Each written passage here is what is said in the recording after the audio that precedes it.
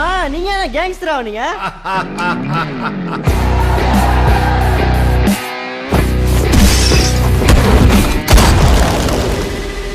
யாரா அந்த கபாலி?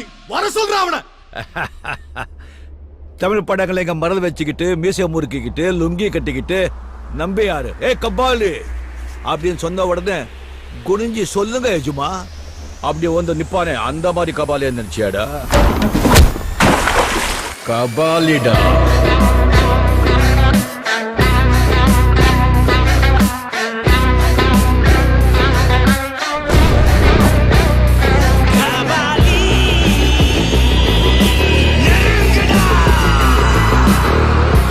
மகிழ்ச்சி.